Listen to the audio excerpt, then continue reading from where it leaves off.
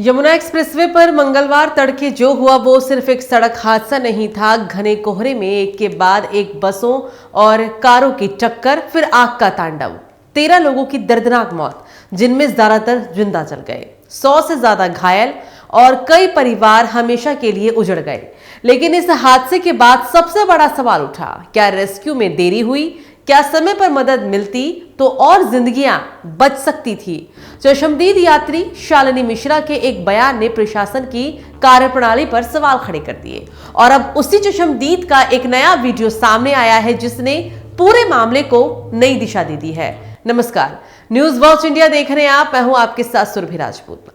Yamuna expressway पर मंगलवार के तड़के घने कोहरे में बलदेव स्थित माइलस्टोन 127 के पास भीषण सड़क हादसा हुआ। 7 डबल डेकर और 1 रोडवेज सहित 8 बसें और 3 कारों की टक्कर के बाद आग लग गई। 8 बसें जलकर राख हो गई, वहीं 4 अन्य डबल डेकर बसें क्षतिग्रस्त हो गई। हादसे में 13 यात्रियों की मौत हो गई, जिनमें से अधिकांश जिंदा जल गए। 100 से ज्यादा घायल हैं। घायलों को मथुरा, वृंदावन और आगरा के अस्पतालों में भर्ती कराया गया। मुख्यमंत्री योगी आदित्यनाथ ने मृतकों के परिजन को 2-2 लाख, घायलों को 50-50 हजार रुपए देने की घोषणा की है। इस भीषण सड़क हादसे की चशमदीद यात्री शालिनी मिश्रा ने प्रशासन पर गंभीर आरोप लगाते हुए कहा कि आग बहुत कम लगी थी, लेकिन फायर ब्रिगेड बहुत देरी से आई और पुलिस भी बहुत देरी से आई। अगर पुलिस समय रहते आ जाती तो इतने लोग न मरे होते जितने अब मरे हैं।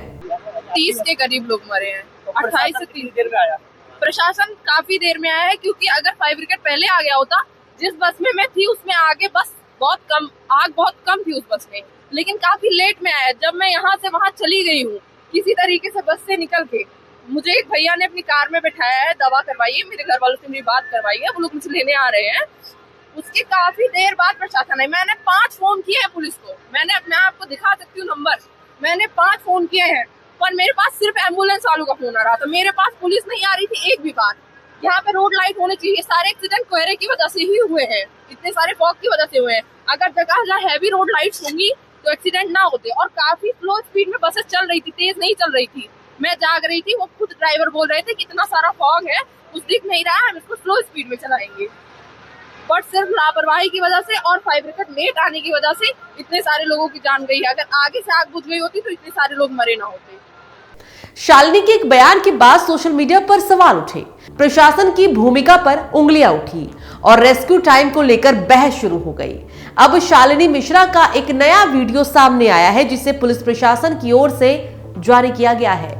वीडियो में शालिनी मिश्रा उस डरावने मंजर को याद करते हुए कहती है कि हादसा इतना भयानक था कि कुछ समझ में ही नहीं आया। चारों तरफ अफरा तफरी थी, लोग चीख रहे थे, आग और धुएं के बीच जान बचाने की कोशिश कर रहे थे। शालिनी मिश्रा बताती है कि शुरुआती घबराहट के बाद प्रशासन ने स्थिति संभाली, घायलों को समय पर अस्पताल पहुंचाया गया, इलाज का पूरा खर्च प्रशासन ने उठाया और यात्रियों को सरकारी बसों से सुरक्षित उनके गंतव्य तक भेजा गया। नमस्कार, मैं शालिनी मिश्रा। मैंने सुबह मथुरा हादसे पे एक मेरी वीडियो वायरल हो रही है, जिसमें मैंने कहा था कि प्रशासन ने काफ़ी देरी कर दी आने पे। बात यह है कि प्रशासन ने देरी नहीं की थी, वो इतना बड़ा हादसा था कि मैं किसी भी चीज़ पे ध्यान नहीं दे पाई। बाकी प्रशासन ने, वहाँ मौजूद कार्यकर्ताओं ने पूरे ध्यान के साथ मेरा खुद का इलाज करवाया, मुझे CSC मथुरा ले जाके, और जितने भी पीड़ित थे उनके परिजनों को जो है भुगतान भी करवाया और उनका भी इलाज करवाया। सबको सरकारी बसों से सबके अड्डे पे भिजवाया। साथ ही जिनको जिस चीज़ की ज़रूरत थी उन्होंने मदद की, धनराशि भी दी। वहाँ पे लोगों के पास किराया नहीं था तो उनको किराया भी दिया गया।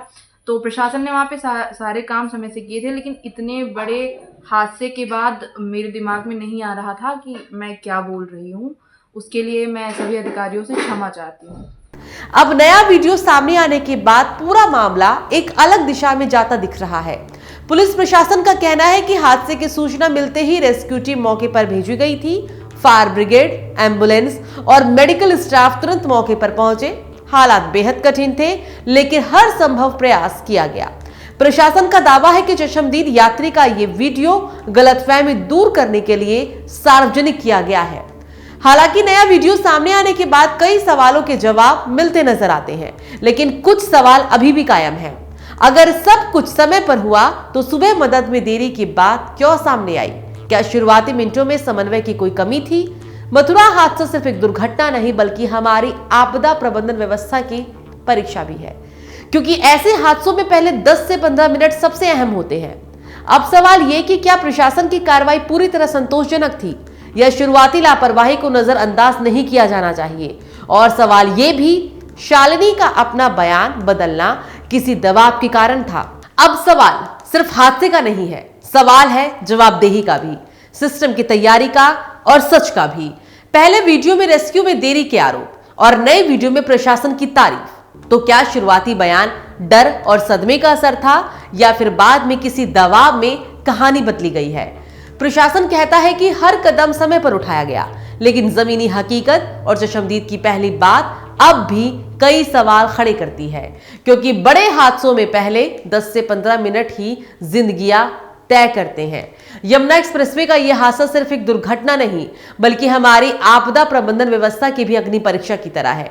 अब फैसला आपको करना है, क्या कार्रवाई संतोषजनक थी या शुरुआती लापरवाही पर पर्दा डाला जा रहा है? अपनी राय कमेंट बॉक्स में जरूर लिखें।